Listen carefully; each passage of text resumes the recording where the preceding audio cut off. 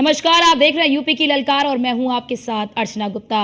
BJP के हर बार संकट मोचक बने राजा भैया ने इस बार बीजेपी के खिलाफ समाजवादी पार्टी को समर्थन देने का ऐलान कर दिया है। रघुराज प्रताप सिंह उर्फ राजा भैया के अचानक बदले रुख ने पूर्वांचल की सियासी फिजा को बदल दिया है। मतदान से पहले राजा भैया के अचानक बदले आक्रामक रुख की वजह से बीजेपी सख्ते में है। लोकसभा सीट ऐसी है जहां राजा भैया और राजपूत मतदाताओं का बड़ा प्रभाव है। ऐसे में अगर राजा भैया खुले तौर पर बीजेपी के खिलाफ सपा के साथ मिल जाते हैं तो ये बीजेपी के लिए बड़ा झटका होगा। देखिए इस खास रिपोर्ट के जरिए।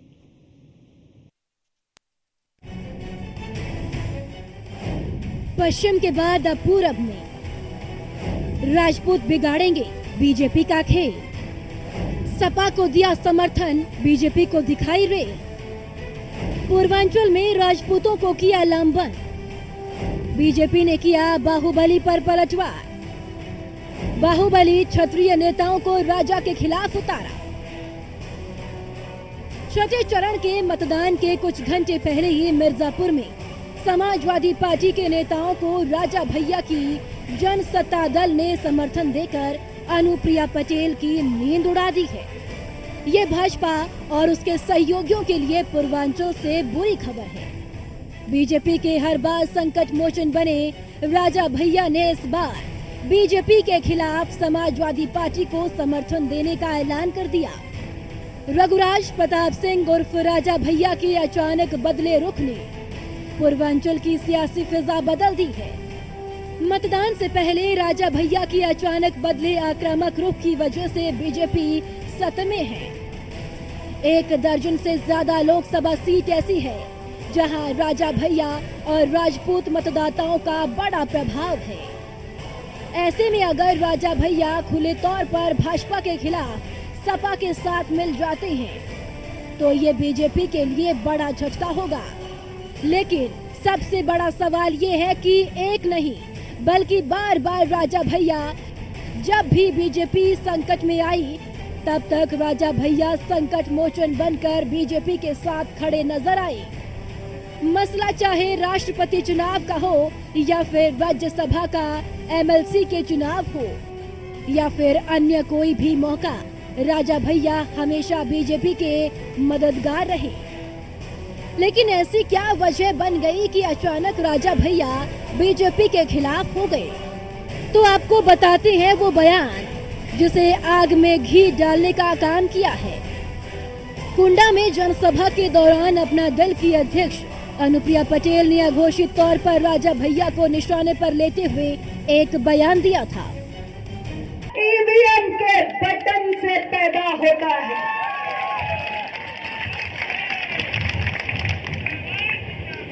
तो ऐसे स्वघोषित राजाओं को जिन्हें लगता है कि कुंडा हमारी जागीर है, उनके भ्रम को तोड़ने का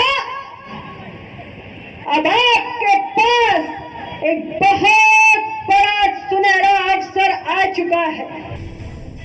अनुप्रिया पटेल कैसे हमले का जवाब राजा भैया ने दिया था। कहा था कि राजा पैदा नहीं होते, जनसेवक पैदा होते हैं और वो केवल 5 साल के लिए होते हैं और हम कोई राजा नहीं, जनसेवक हैं। लेकिन अनुप्रिया पटेल के इस हमले से पहले ही राजा भैया और बीजेपी के बीच तल्खी बढ़ चुकी थी। ने जो कहा उनसे पूछिए। इशारा लोग कह रहे हैं कि हमारी तरफ था, तो हम ये स्पष्ट कर देना चाह रहे हैं कि ईवीएम से जनप्रतिनिधि पैदा होता है, जनसेवक पैदा होता है, राजा रानी नहीं पैदा होते हैं। और ईवीएम से जो पैदा होते हैं उनकी आयु, उनकी अवस्था 5 वर्ष की होती है। 5 वर्ष बाद जनता फिर ये निर्णय लेती है कि इसको पुनर्जन्म देना है कि नहीं देना है। दरअसल राजा भैया बार बार बीजेपी की मदद के बदले बीजेपी ने उन्हें कौशाम्बी सीट देने का वादा किया था। इतना ही नहीं, राजा भैया के दल विरोधी विनोद सोनकर का टिकट काटने का भी बीजेपी ने वादा किया था। लेकिन ना तो बीजेपी ने विनोद सोनकर का टिकट काटा और ना ही प्रतापगढ़ से संगम लाल का। ऐसे में राजा भैया ने पहले न्यूट्रल रहने और उसके बाद अनुप्रिया पटेल के बयान के बाद खुले तौर पर सपा को समर्थन करने का ऐलान कर दिया। अब जरा ये भी समझ लीजिए कि राजा भैया की नाराजगी बीजेपी को कितना भारी पड़ सकती है।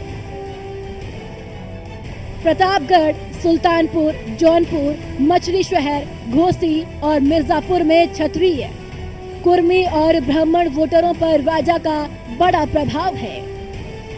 राजा भैया के प्रतापगढ़ में जिला पंचायत अध्यक्ष और एमएलसी जनसत्ता दल से हैं। कौशाम्बी की 2 विधानसभा कुंडा और बाबागंज से राजा भैया और विनोद सरोज लंबे समय से जीत रहे हैं। इन लोकसभा सीटों में तकरीबन 85,000 राजपूत वोट निर्णायक भूमिका में हैं। रही बात राजा भैया की, तो राजा भैया वो शख्सियत हैं जिनका प्रभाव लोकल स्तर पे प्रयागराज हो, चाहे कौशाम्बी हो, चाहे भदोही हो, चाहे मिर्जापुर हो, बहुत प्रभाव पड़ता है। उनका चुप होना ये संकेत देता है कि अगर लोकसभा में, एक तो बात वो दूरी बनाए हुए हैं, लोकसभा में वो अपने जनता को खुल छूट दिया है कि जिसको समर्थन करना चाहें समर्थन करें। इस विषय में लोकसभा में मैं किसी का हक के विषय में, किसी पार्टी के विषय में मैं समर्थन नहीं करता हूं। जनता स्वतंत्र है, जनता किसी को वोट दे सकता है। देखिए, राजा भैया एक ऐसी शख्सियत है अपने आप में, जो कि न सिर्फ प्रतापगढ़ कुंडा बल्कि अगल बगल के जो जिले हैं, 4-5 जिले, उसमें भी प्रभाव रखते हैं। लोग उनकी बात सुनते हैं। प्रतापगढ़ का तो मान लीजिए एक तरह से वो रॉबिन हुड है। वहाँ के जो गरीब लोग हैं वो इनको मसीहा की तरह मानते हैं। जिस तरह वो बोल देते हैं लोग उस तरफ चल पड़ते हैं। लेकिन हालांकि अभी थोड़ी नाराज़गी देखने को मिल रही है। जिस तरह से उनका वक्तव्य आया है, उन्होंने कहा है कि आने वाले समय में जनता स्वतंत्र है। ये निश्चित दर्शाता है कि कहीं ना कहीं एक नाराज़गी किसी कोने में है, जिसको लेकर जो पार्टियां हैं वो उसको भांप नहीं पाई हैं। और ख़ासकर अगर वो नाराज़गी दूर करने में कामयाब होती तो हो सकता था कि निश्चित ही राजा भैया किसी एक का समर्थन कर सकते थे। ये ऐसा है कि राजा भैया जी का, मेरा तो 27-28 साल का अनुभव है पत्रकारिता का। मैंने देखा कि राजा भैया ने कभी भी किसी भी दल पे हल्की छींटाकशी नहीं उन्होंने किया कभी। उनका एक व्यक्तित्व अलग है। अभी भी विधानसभा 2022 में चुनाव के दरमियान राजा भैया और सपा सुप्रीमो अखिलेश यादव के बीच काफ़ी तलक संबंध खराब हुए थे। उसके बावजूद भी राजा भैया ने कभी हल्की छींटाकशी नहीं किया। नतीजा है कि अगर राजा भैया पर कोई छींटाकशी करता है तो उसका प्रभाव प्रयागराज, कौशाम्बी और आसपास के तमाम जनपदों पे मेरा मानना है कि असर पड़ेगा। क्योंकि राजा भैया का अपना व्यक्तित्व है कि कभी भी गंभीर एक राजनेता की उनकी पहचान है। राजा भैया की इसी नाराजगी को कम करने के लिए और राजपूत वोटों के बिखराव को रोकने के लिए बीजेपी ने अब पूर्वांचल में बड़े बाहुबली क्षत्रिय नेताओं को जमीन पर उतार दिया है। मछली शहर लोकसभा क्षेत्र में चुनाव प्रचार के दौरान धनंजय सिंह, विनीत सिंह, ब्रजेश सिंह प्रिंशू और श्याम नारायण सिंह की एक साथ एक मंच पर ये तस्वीर बता रही है कि कैसे बीजेपी ने अब बाहुबली राजा भैया के खिलाफ बाहुबली क्षत्रिय नेताओं को मैदान में उतार दिया है। दरअसल राजा भैया ने ऐसा जाल बुना है जिससे भाजपा पूरी तरीके से फंस गई है। राजा भैया के ही इशारों पर सुल्तानपुर में बाहुबली नेता चंद्रभान सिंह ने सपा ज्वाइन कर ली और वो बड़े क्षत्रिय नेता हैं और राजा भैया के बेहद खास है। अपना दल के राष्ट्रीय महासचिव राघवेंद्र प्रताप सिंह ने इस्तीफा दिया, लेकिन क्या ये क्षत्रिय नेताओं की नाराजगी के तौर पर देखा जा रहा है? अब देखना ये होगा कि पूर्वांचल के आखिर 2 चरणों में राजा की हनक काम आती है या फिर भाजपा के चाणक्य बाहुबली के सारे पैंतरों को पस्त कर देंगे। उधर दूसरी ओर खुद सूबे के मुखिया योगी आदित्यनाथ ने भी कमर कस ली है। कमर ऐसी कर ली है कि 170 रैलियां ताबड़तोड़ योगी आदित्यनाथ कर रहे हैं। उधर खुद शाह पूर्वांचल में डेरा डालकर बैठे हैं। Bureau report, news 1 India. तो आपने देखा इस रिपोर्ट के जरिए कि किन किन सीटों का बिगड़ सकता है समीकरण। फिलहाल हमारे साथ तमाम संवाददाता हमारे साथ जुड़ चुके हैं। मनु हैं संवाददाता हैं प्रतापगढ़ से, देवेंद्र खड़े हमारे साथ जुड़ चुके हैं जौनपुर से, और एसके वाजपेयी संवाददाता हमारे साथ जुड़ चुके हैं। लेकिन पहले मैं मनु आपके पास आना चाहूंगी। पहले राजा भैया की मुलाकात होती है बीजेपी के आला कमानों से, तो ऐसा लगता है कि हो सकता है बीजेपी में जाएं। उसके बाद वो न्यूट्रल रहने की बात करते हैं, और अब सपा को साथ। क्या ऐसी बात हुई है सपा के साथ? बता दें, ये जो लगातार राजा भैया है उनकी नाराजगी जो सपा से उन्होंने बताया साफ तौर पर उनकी नाराजगी दूर हो चुकी है। तो बात की जाए, राजा भैया जब गृह मंत्री से जाके मुलाकात करते हैं, बंद कमरे में मुलाकात होती है, जब उनसे बातचीत मीडिया रूबरू होती है तो उन्होंने कहता है कि बंद कमरे में बात हुई है, और जो बात हुई है ये यादगार रहेगी। हालांकि राजा भैया ने लास्ट में ये जरूर कहा था कि ये बात यादगार रहेगी। उसके बाद उन्होंने अपने कार्यकर्ताओं के साथ बैठक में उन्होंने कार्यकर्ताओं का सुझाव लिया। वह कार्यकर्ताओं के सुझाव के बाद उन्होंने कार्यकर्ताओं को कहा कि आप बेफिक्र रहिए, आप लोग जिसको जहां जाना है उसको वोट दीजिए, मैं किसी को समर्थन नहीं कर रहा हूं। वह उसके बाद बात की जाए तो वहीं अनुप्रिया पटेल मानीपुर में विनोद शंकर के पक्ष में जनसभा करती हैं। वहीं जनसभा में उन्होंने साफ तौर पर बड़े मंच पर राजा भैया पर तंज कसा और कहा कि रानी के कोख से राजा नहीं पैदा होते हैं, ईवीएम से पैदा होते हैं राजा। हालांकि राजा ने कुछ ही घंटों बाद राजा ने पलटवार किया। उसके बाद राजा ने कहा कि रानी के कोख से राजा ही पैदा होते हैं, लेकिन ईवीएम से जो पैदा होते हैं 5 साल के लिए जनसेवक पैदा होते हैं। हालांकि बात की जाए उसके बाद वही कल की बात की जाए, ये एक बयान ही ये कारण है या फिर इसके पीछे अन्य कई और बड़े कारण हैं? ये बयान कुछ ज्यादा कारण बताए जा सकते हैं, लेकिन जो अमित शाह की मुलाकात है उसके बाद लगातार भाजपा ने टीकाकती की। उसके बाद जहाँ तंज कसना शुरू किया वहीं पटेल तंज कसा, उसके बाद डिप्टी सीएम कसे, वहीं राजभर ने कसा। हालांकि कल डिप्टी सीएम ने भी प्रयागराज में जनसभा थी, जनसभा में उन्होंने साफ तौर पर कहा कि हम जनसत्ता दल के जो पदाधिकारी और कार्यकर्ता हैं, जो राष्ट्रीय अध्यक्ष हैं, उनकी कोई जरूरत नहीं, उनके खिलाफ प्रदर्शन से हमारे ऊपर कोई प्रभाव नहीं पड़ सकता, वो चाहे जो करें, हम 400 पार हैं। भी यानी कि मनु ये समझा जाए कि एकाएक राजा भैया के प्रभाव को नकार दिया गया। देवेंद्र खरे हमारे साथ हैं, संवाददाता हैं जौनपुर से। देवेंद्र, राजा भैया के इस कदम से बात कर ले अगर जौनपुर की, तो उस पर कितना प्रभाव पड़ेगा, क्योंकि 2019 में बीजेपी ये सीट हार गई थी। नाराजगी जहाँ से भाजपा के लोग से नाराजगी है, आपको अब बता दें कि खासा यहाँ पर प्रभाव पड़ेगा, क्योंकि मछली शहर में भी उनकी तमाम लोग वहाँ पर मौजूद हैं, और कहीं न कहीं जौनपुर सदर से ही कहीं न कहीं सभी ठाकुर समाज के लोगों से उनसे अच्छा खासा जुड़ाव है, और यही नहीं अन्य जिलों में उनका काफी प्रभाव है। लेकिन जिस हिसाब से भाजपा से लगातार उनकी नाराजगी लगातार जारी है, कहीं न कहीं समाजवादी पार्टी के प्रत्याशियों को अच्छा खासा फायदा मिल सकता है। क्योंकि आपको बता दें, जिस हिसाब से मछली शहर में बीपी सरोज का लगातार वीडियो वायरल हो रहा है, उसको लगातार ठाकुर के लोग काफी नाराजगी कर रहे हैं। और आज आप बता दें कि आज ही सुधीर सिंह विद्रोही को बीजेपी के प्रत्याशी बीपी सरोज के कहने पर मयाऊ थाने में गिरफ्तार किया है, जिससे तमाम ठाकुर लोग वहां पर थाने का घेराव किए हैं।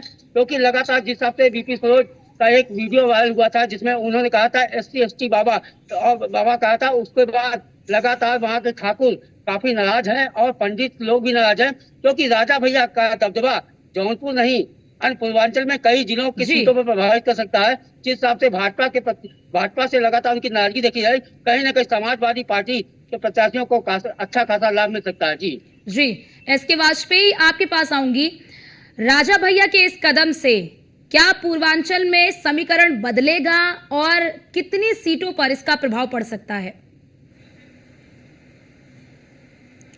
बिल्कुल निश्चित तौर पर राजा भैया एक बड़ी शख्सियत हैं, और सीधे तौर पर अगर हम देखें तो जहां पहले वो विभिन्न राजनीतिक दलों के साथ रहे हैं, चाहे वो समाजवादी पार्टी हो, भारतीय जनता पार्टी हो, सभी के साथ लगभग वो रह चुके हैं। हालांकि अब उन्होंने अपनी खुद की पार्टी बना ली है, जनसत्ता दल लोकतांत्रिक, जिसका पूरे प्रदेश भर में उन्होंने संगठन भी तैयार कर लिया है। और अगर हम देखें तो जो अब पूर्वांचल की सीटें आ रही हैं, चाहे वो प्रतापगढ़ की सीट हो या उसके अलावा उसके बगल की सीट जहां पर चुनाव हो चुका है, कौशाम्बी जैसी सीटें हों, इन सीटों पर राजा भैया का सबसे ज्यादा प्रभाव है, क्योंकि वर्तमान में जो राजा भैया के 2 विधायक हैं उनकी पार्टी के, वो भी इसी क्षेत्र से हैं। उसके अलावा एक एमएलसी भी है। साथ ही साथ अगर हम देखें तो चाहे वो जौनपुर की सीट हो या दूसरी जो पूर्वांचल के जिले की सलेमपुर या बस्ती जैसी सीटें हैं, संत कबीर नगर जैसी सीटें हैं, इन सीटों पर भी ठाकुर बड़ी संख्या में है। सीधे तौर पर हम देखें तो राजपूत वोटों पर राजा भैया का अच्छा प्रभाव है। और सबसे बड़ी बात यह है कि राजा भैया की तरफ से जब जब राजपूत नेताओं को कोई मैसेज दिया गया तो जाहिर सी बात है, ये चीजें दिखाई भी दी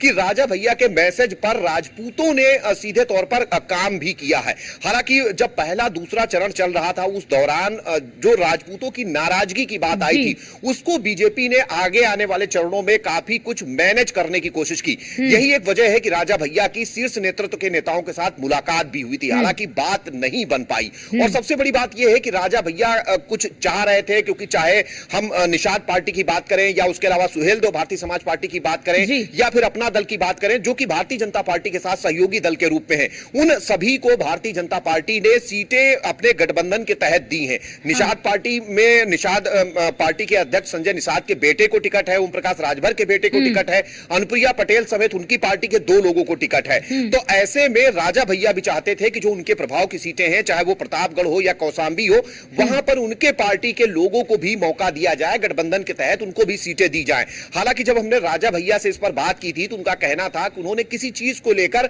कोई मांग नहीं रखी थी भारतीय जनता पार्टी के सामने। लेकिन सीधी सी बात है कि राजा भैया की अपनी पार्टी थी, 2019 में वो इलेक्शन भी लड़े थे और इस बार वो इलेक्शन से अलग हो गए, क्योंकि भारतीय जनता पार्टी के साथ उनका गठबंधन नहीं था और बीजेपी ने अंदर खाने उन पर कहीं ना कहीं हम कहें कि प्रेशर मेंटेन किया था कि वो कोई भी प्रत्याशी अपना ना उतारे, ताकि भारतीय जनता पार्टी के प्रत्याशी आसानी से जीत जाए। क्योंकि इसके पहले भी आपने देखा होगा, जब राज्यसभा के चुनाव हुए या उसके पहले विधान परिषद के चुनाव हुए, तो राजा भैया ने भारतीय जनता पार्टी का साथ दिया था। बिल्कुल, एसके एक बड़ा फैक्टर जी, बिल्कुल एसके क्या बड़ा फैक्टर आपको समझ में आ रहा है? बिल्कुल एसके क्या बड़ा फैक्टर आपको समझ में आ रहा है? सपा को समर्थन देने का जो ऐलान किया है राजा भैया ने, क्या आपको बड़ा फैक्टर समझ में आ रहा है? क्या कुछ बातचीत हुई है, क्या कुछ डील हुई है जो बीजेपी के साथ नहीं बन पाया और सपा के साथ वो बात बन गई है और इसी वजह से राजा भैया ने बीच चुनाव में ये रुख अख्तियार किया है? क्योंकि बीते चुनाव को देखेंगे, जिन सीटों पर कल मतदान होना है वहां पर 10 सीटें बीजेपी जीत पाई थी, बाकी 3 पर बीएसपी और 1 सीट जो है वो सपा जीत पाई थी।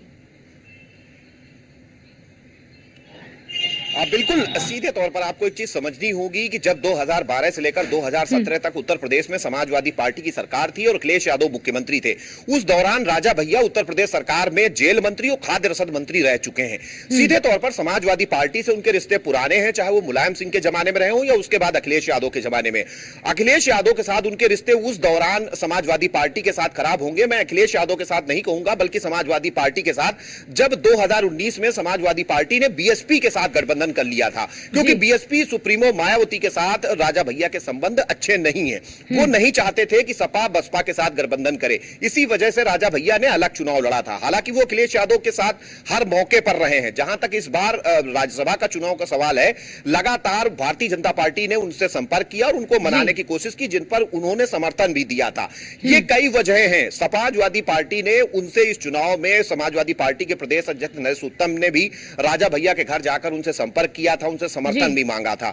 सीधे तौर पर कई वजह, एक तो वजह है कि उनकी पार्टी के लोगों को गठबंधन में सीट ना देना, दूसरी वजह सीधे तौर पर उनके मनपसंद प्रत्याशी को इन दोनों सीटों से ना उतारना, तीसरी चीज लगातार राजा भैया के जो भी मतलब जो वो चीजें रख रहे थे या सुझाव दे रहे थे उनको अनदेखा करना, और राजपूतों की नाराजगी भी एक बड़ा कहीं ना कहीं सवाल जरूर था। शायद यही वजह रही होंगी कि भले ही वो खुलकर ना कह रहे हो कि समाजवादी पार्टी का समर्थन करें और बीजेपी का विरोध करें, लेकिन एक बात बिल्कुल साफ है कि उनके जो समर्थक हैं वो लगातार समाजवादी पार्टी के साथ मिलकर प्रचार कर रहे हैं। बिल्कुल बिल्कुल, एसके आपने उनसे जब बातचीत भी की थी तो उस दौरान भी आपने इस सवाल को उनके सामने रखा था, तो उन्होंने बड़े ही चतुराई के साथ इस सवाल का जवाब भी दिया था। आप हमारे साथ बने रहिए।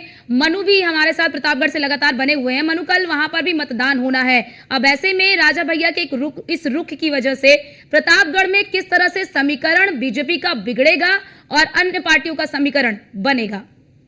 हालांकि मैं आपको बता दें, जो प्रतापगढ़ में कल मतदान है, मतदान को लेकर ये जो समीकरण है, यह समीकरण पूरी तरह से बदल चुका है। बात की जाए कल अखिलेश यादव की जनसभा थी, जहाँ जनसभा में जनसत्ता दल के जो कार्यकर्ता थे झंडा बैनर लेकर लगभग हजारों की संख्या में पहुंचे और वहाँ जिंदाबाद के नारे लगाए। जहाँ राजा भैया जिंदाबाद, अखिलेश यादव जिंदाबाद के नारे लगाए। तो वही कहीं ना कहीं बात की जाए तो अखिलेश यादव भी जो कि मंच से उन्होंने कहा कि जो नाराज थे वो हमारे जनसभा में आए, मैं उनका स्वागत करता हूँ। जहाँ हालांकि अखिलेश यादव ने बिना नाम लिए राजा भैया का स्वागत भी किया मंच से, उसके बाद वहाँ मंच से जनता दल के नारे भी लगाए गए। वही बात की जाए तो लगातार जिस तरह से प्रतापगढ़ में समीकरण बदला है, लगातार जो भाजपा के प्रत्याशी हैं उनका विरोध हो रहा है, उनके पदाधिकारी विरोध कर रहे हैं, उनके पूर्व विधायक विरोध कर रहे हैं, उनके पूर्व मंत्री विरोध कर रहे हैं। वही बात की जाए जहाँ सत्ता दल के दो लोग पदाधिकारी कार्यकर्ता हैं और मिर्जापुर कुछ पदाधिकारी कार्यकर्ता पहुंच चुके हैं, जहाँ सपा से मुलाकात की, उन्होंने ज्ञापन भी दिया कि हम आपका समर्थन कर रहे हैं।